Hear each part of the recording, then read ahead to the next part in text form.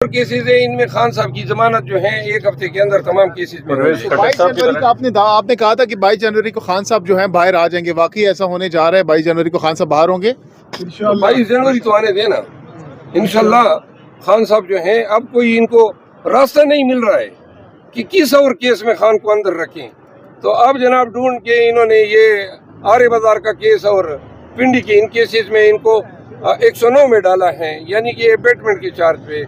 इसमें principal accused के लिए मैं वकील रहा हूँ।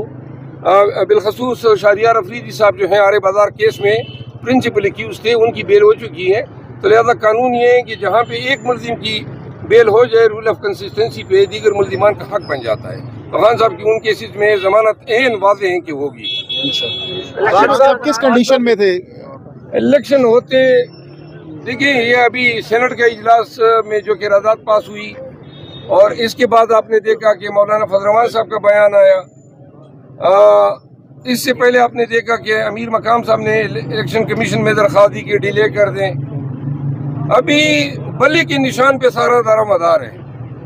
बल्ला वापस आता है तो बल्ला जो है इनको हांग के इलेक्शन से दूर ले जाएगा। इनकी कोशिश फिर ये होगी, ये खान साहब के भी खदशात हैं, हम सबके हैं, कि ये फिर इलेक्शन के लिए कोई ना कोई तावील ढूंढेंगे, कोई ना कोई जवाब ढूंढेंगे। ऑल ऑफ ए सडन अचानक क्या पड़ी सेनेट को कि ये क़रारदाद मंजूर कर लें।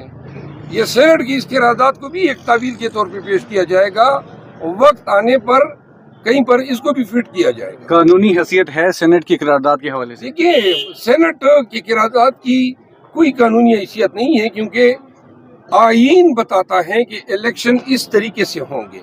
सेनेट का क़रारदाद ये बताता है कि नहीं, आप उसको छोड़ें, हमारी मर्जी मान लें। अब 11 अफराद रिजोल्यूशन जब टेबल होता है तो रिजोल्यूशन के लिए पहली बात तो ये है कि कोरम अगर कोई मेंबर निशानदाही नहीं करता है तो ये सेनेट के स्टाफ की ड्यूटी है कि वो चेयरमैन के नोटिस में लाएं या प्रिजाइडिंग ऑफिसर के नोटिस में लाएं कि कोरम पूरा नहीं है।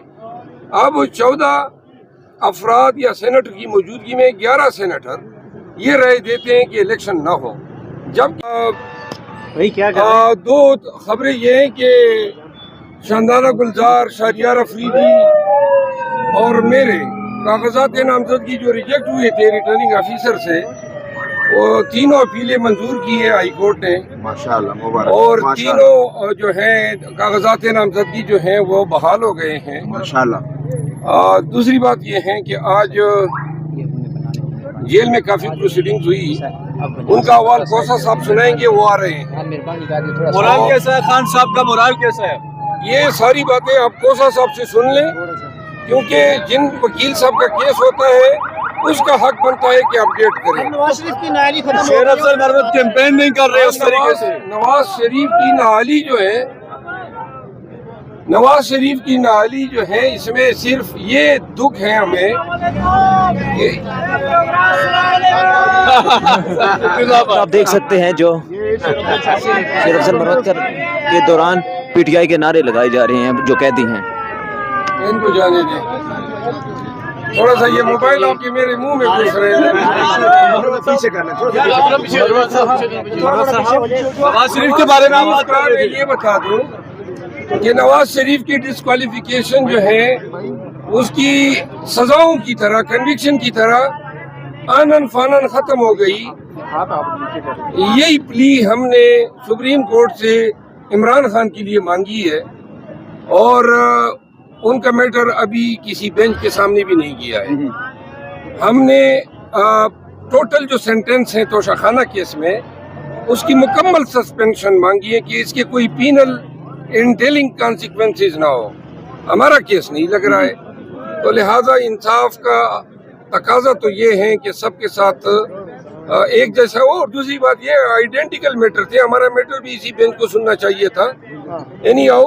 अच्छा, नवाज जी शेर अफजल मरवत साहब किन उमूर पर गुफ्तगू की गई आपकी जानिब से? खान साहब से आज बड़ी मुफस्सल गुफ्तगू थी, सुनने में आ रहा है। नहीं, आज तो खान साहब की ज्यादातर मसरूफियात अदालतों में थी, कोर्ट्स में मसरूफ रहे। उमूर पर बात हुई है? देखिए, मैं वो उन वकला का काम है जिनके केसेस थे कि वो आए और अपने केसेस जो मीटिंग की है उसमें क्या डिस्कशन हुई है?